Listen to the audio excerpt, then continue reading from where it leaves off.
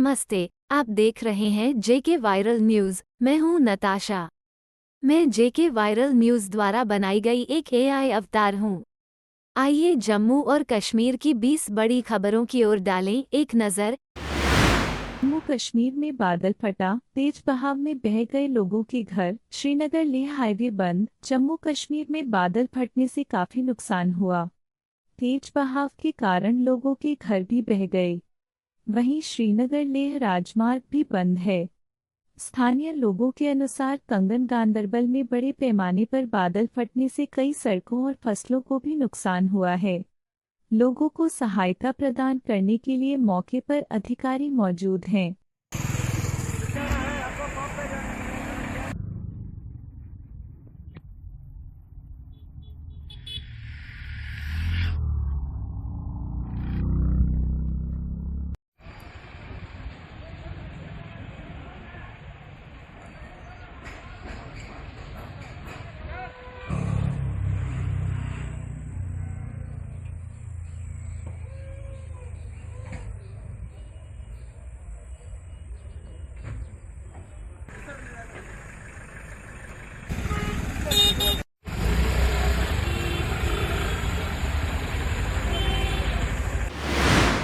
आतंकियों के मददगार 5 पुलिसकर्मी और शिक्षक बर्खास्त। नशा तस्करों से भी जुड़े थे इनके तार। जम्मू कश्मीर सरकार ने देश विरोधी गतिविधियों में शामिल 5 पुलिसकर्मियों, एक शिक्षक को सेवा से बर्खास्त कर दिया है।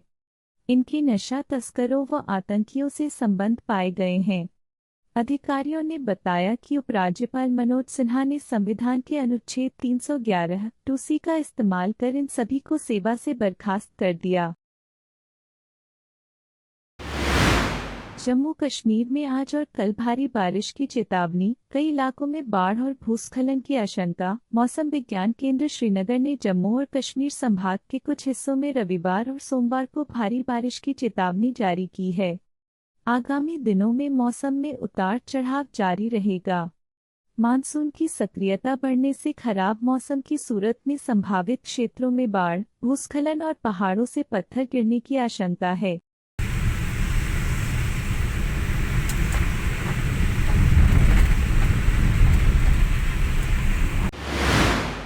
बदलते मौसम के बीच श्रद्धालु कर रहे मां वैष्णो देवी के दर्शन। 14,000 से ज्यादा भक्तों ने कराया रजिस्ट्रेशन। जम्मू कश्मीर के कटरा में स्थित माता वैष्णो देवी के दर्शन करने के लिए श्रद्धालुओं में लगातार उत्साह जारी है। रविवार को 14,000 से ज्यादा श्रद्धालुओं ने माता के दर्शन के लिए रजिस्ट्रेशन करवाया। वहीं त्रिकूट पर्वत पर बादलों के जमघट के चलते हेलीकॉप्टर सेवा प्रभावित रही। इसके साथ ही वैष्णो देवी धाम पर यात्रा के दौरान सावधानियां बरतने के भी निर्देश जारी किए गए।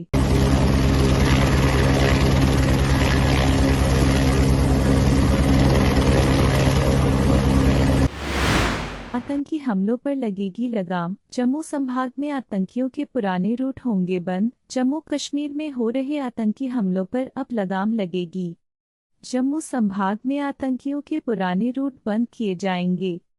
असम राइफल्स और सीमा सुरक्षा बल की जम्मू कश्मीर में तैनाती बढ़ाने का निर्णय बीते कुछ महीनों के दौरान सुरक्षा बलों पर आतंकी हमलों में तेजी आई है। कठुआ से अरनिया तक सीमा पर 15 नालों को चिन्हित किया गया है।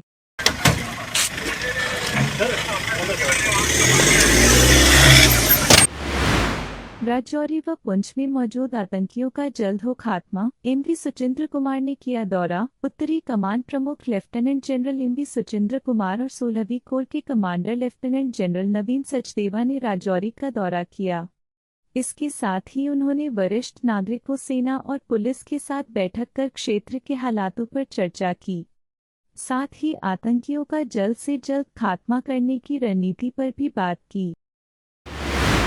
OGW, तस्कर और अवैध खनन माफिया बख्शे नहीं जाएंगे। केंद्रीय मंत्री जितेंद्र सिंह ने दी चेतावनी। जम्मू कश्मीर के कठुआ में केंद्रीय मंत्री जितेंद्र सिंह ने आतंकवाद को लेकर बड़ी चेतावनी देते हुए कहा कि आतंकवाद के मददगार तस्कर और अवैध खनन माफिया बख्शे नहीं जाएंगे। इसके साथ ही उन्होंने कहा कि आतंकवाद से निपटने में स्थानीय प्रशासन और पुलिस की काफी मदद मिली है। ग्राम रक्षा गार्ड को अत्याधुनिक हथियार देकर और अधिक मजबूत किया गया है। स्ट्रीट लाइटें बीमार गलियों में अंधेरा, टॉर्च ही सहारा। वार्ड 65 में स्ट्रीट लाइटें खंभों पर शोपीस बन गई हैं। 4 माह से बंद पड़ी लाइटों से शाम ढलते ही गलियां अंधेरे के आगोश में समा जाती हैं। रात को आवागमन मुश्किल हो रहा है। जरूरी काम पड़ने पर लोगों को टॉर्च या मोबाइल की लाइट जलाकर घर से निकलना पड़ता है। वार्ड वासियों का आरोप है कि कई बार गुहार लगाई गई, लेकिन नगर निगम के अधिकारियों ने लाइटें ठीक नहीं करवाईं। गजसिंहपुरा के निवासी कर्ण सिंह पटोली के धीरज शर्मा आदि ने बताया कि इस समस्या के बारे में नगर निगम के एक्सीएन सिमरनपाल सिंह और ए रंजय गुप्ता को कई बार शिकायत की गई, लेकिन कोई कर्मचारी लाइटों को ठीक करने नहीं पहुंचा। गुलाम नबी आजाद ने कहा, विकास कार्यों की कमी ने विस चुनाव की मांग को तेज किया। डेमोक्रेटिक प्रोग्रेसिव आजाद पार्टी के अध्यक्ष गुलाम नबी आजाद ने कहा कि जम्मू कश्मीर में विकास कार्यों की कमी ने विधानसभा चुनाव और प्रभावी शासन की मांग को और तेज कर दिया है। हम अपनी ईमानदारी और पारदर्शिता के प्रति प्रतिबद्धता पर कायम रहेंगे और लोगों को गुमराह या झूठ नहीं बोलेंगे। हमारा मिशन जम्मू कश्मीर के लोगों के लिए विकास और शांति को बढ़ावा देने पर केंद्रित है। स्कूल परिसर में शहीद के नाम पर लगाए पौधे। स्वच्छता पखवाड़ा के तहत शनिवार को मेजर सुशील कुमार वर्मा सरकारी हायर सेकेंडरी स्कूल में पौधा लगाया गया। इस अवसर पर एसडीएम सुनैना सैनी, तहसीलदार शकील अहमद, वन विभाग के अंशुमन, शहीद के परिवार से जिया लाल वर्मा, पूर्व सरपंच सुदेश वर्मा ने पौधा लगाया।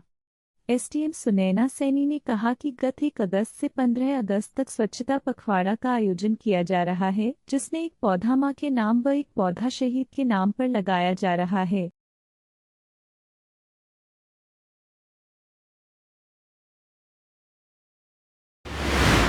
बांग्लादेश हिंसा में 91 लोगों की मौत, केंद्र ने भारतीयों को किया अलर्ट। हेल्पलाइन नंबर जारी। बांग्लादेश में विरोध कर रहे प्रदर्शनकारियों ने प्रधानमंत्री शेख हसीना के इस्तीफे और हालिया हिंसा में मारे गए लोगों के लिए न्याय की मांग करते हुए नारे लगाए।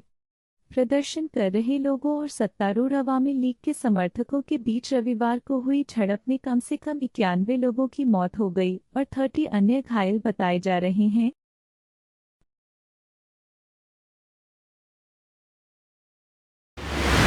आजादी से पहले के कानून लागू तो कैसे माने देश को स्वतंत्र।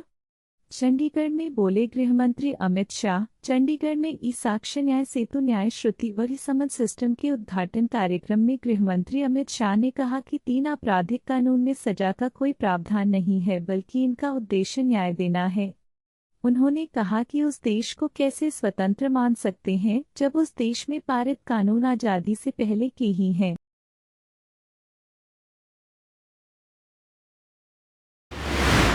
सीतामढ़ी से नेपाल जा रहा 25 कांवड़ियों से भरा ट्रैक्टर पलटा, मची चीख पुकार। बचाने पहुंचे ग्रामीण। कांवड़ियों से भरा ट्रैक्टर रविवार शाम को भीषण हादसे का शिकार हो गया। सीतामढ़ी के सोनबरसा के प्रसिद्ध मढ़िया धाम मंदिर से जलाभिषेक कर नेपाल लौट रहे श्रद्धालुओं का ट्रैक्टर नेपाल के मलंगवा से सटे गम्हरिया स्थित बागमती नदी के नहर में पलट गया। ट्रैक्टर पर कुल 25 श्रद्धालु सवार थे। इनमें 4 श्रद्धालु गंभीर रूप से जख्मी हो गए हैं। एक की मौत की सूचना है। आपसी रंजिश में गई शख्स की जान। बदमाशों ने वेलकम इलाके में चाकू गोदकर उतारा मौत के घाट। कासिम अपने परिवार के साथ जनता कॉलोनी में रहता था। परिवार में 3 भाई दानिश, सलमान और मोहसिन हैं। वह मजदूरी करता था। परिवार ने बताया कि कासिम शनिवार रात 9:30 बजे विनोद पहलवान वाली गली में खड़ा था। उसी दौरान 2 अज्ञात बदमाश आए और चाकू से उस पर ताबड़तोड़ वार कर दिए। पेट, कमर, हाथ पर चाकू मारने के बाद आरोपित फरार हो गए। टेलीकॉम कंपनियों को पसंद नहीं आए ट्रे के नए नियम। खराब सर्विस पर ग्राहकों को मुआवजा देने का रूल। मोबाइल सेवा देने वाली कंपनियों के संगठन सीओए ने रविवार को इस बारे में अपनी नाराजगी जताते हुए कहा कि नए नियमों से उनकी लागत बढ़ेगी, यानी इसका असर कॉल व डाटा दरों पर भी हो सकता है। सीओए के महानिदेशक ले जनरल एसपी कोचर का कहना है कि ट्राई लगातार सेवा गुणवत्ता सुधारने के लिए नए दिशा निर्देश जारी करता है।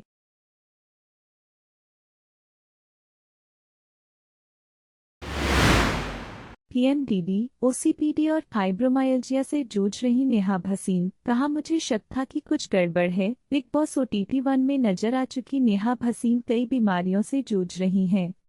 नेहा भसीन ने सोशल मीडिया पर एक लंबा चौड़ा पोस्ट कर बताया कि उन्हें प्रीमेंस्ट्रुअल डिस्फोरिक डिसऑर्डर और ऑब्सेसिव कंपल्सिव पर्सनालिटी डिसऑर्डर हो गई है।